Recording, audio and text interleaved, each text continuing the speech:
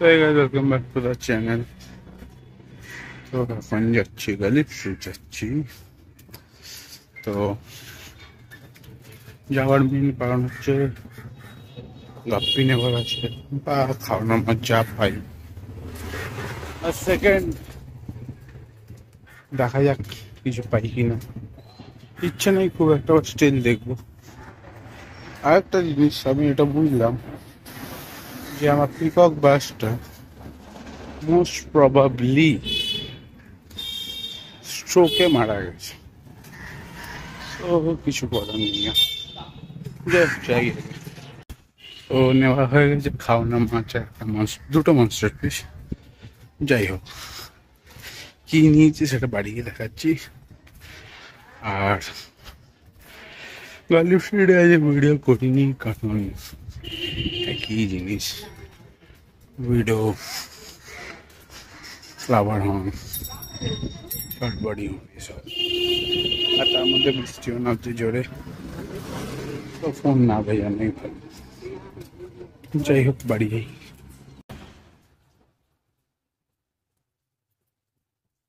তো ফাইনালি এসে গেছি।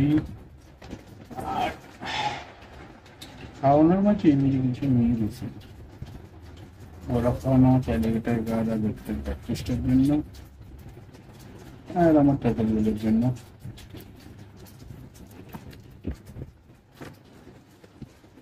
আর ছোট খাওয়ানো মাছগুলো আমার অস্কারগুলোর জন্য। তো একটা এমনি এই ট্যাঙ্কেও ছাড় দেখি যদি ব্রিড করানো যায়। অনেক সময় এর থেকেও ভালো ভালো মাছ। আর দুটো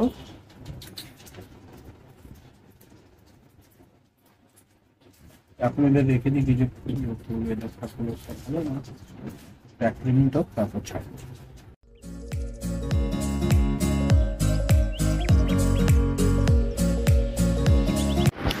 তো এখন এক এক করে অন্তত 20 মিনিট ওদেরকে রেখেছিলাম, বিকজ বাইরে প্রচণ্ড গরম। আর যদি এখনই এসে খুলে দিতাম, প্লাস বিচ্ছিরি একটা বৃষ্টির ওয়েদার, তো যদি খুলে দিতাম তাহলে সঙ্গে সঙ্গে টেম্পারেচার চেঞ্জে সব মারা যেত। তাই একটু 20 মিনিট মতন সবাইকে ভালো করে রেখে তারপর আমি মানে রিলিজ করলাম। তো সবাইকে কেজে রাখবো। আর পিকক বাস দুটো যে ছোট্ট, সেগুলোকে আলাদা রাখছি ফর দ্য টাইমিং, যতক্ষণ না ওদের জন্য একটা কেজ বানাই।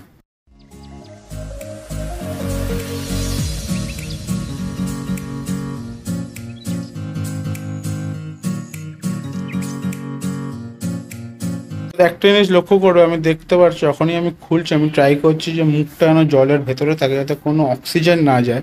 যাতে অক্সিজেন গেলে একটা জিনিস হতে অ্যামোনিয়া স্পাইক হতে পারে, মাছ সঙ্গে সঙ্গে মারা যেতে পারে। সো যতটা পারো এরকম কনসিল করে খুলো, যাতে অক্সিজেন অক্সিজেন বলছি অ্যামোনিয়া স্পাইকটা না হয় কোনো কারণে।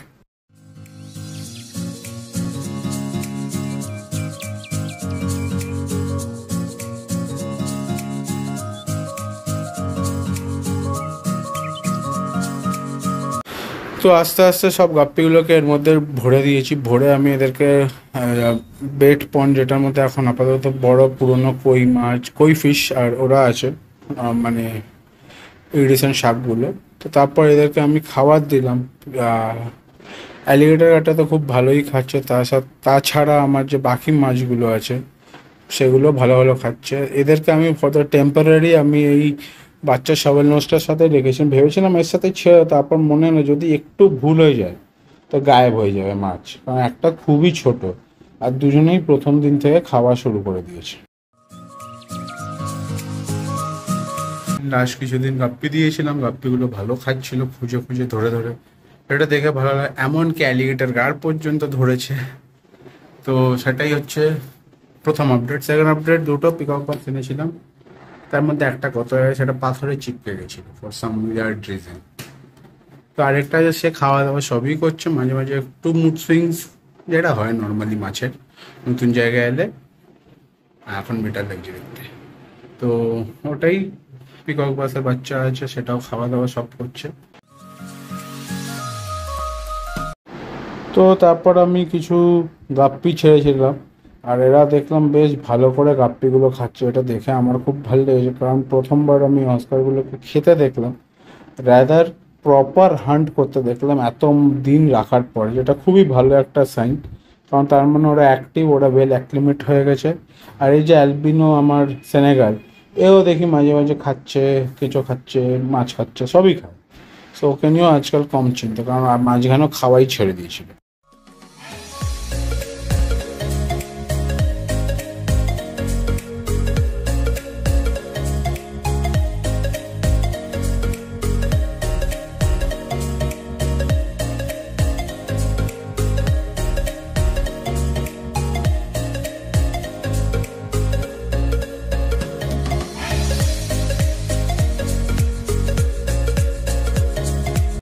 তো অ্যালিগেটর গার্ডটাকেও ট্রাই করলাম যে দেখি ও হান্ট করে কিনা, বাট না, ও মাঝে মাঝে হান্ট করার চেষ্টা করে, বাট পারে না, বিকজ ওই মাছগুলো অনেকটাই ছোট, আর বড় মাছগুলোকে ফাটাস করে এসে অস্কারগুলো।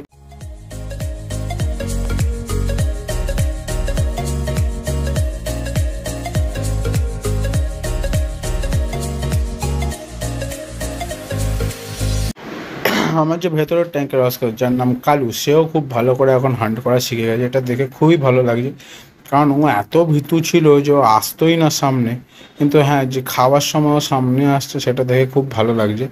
আর আমার মনে হয় নাম এবার চেঞ্জ করতে হবে, নাম এবার আমি অন্য কিছু দেবো, কারণ এর একটা দেখো ডান দিকের মুখটা একটু কেলিয়ে গেছে।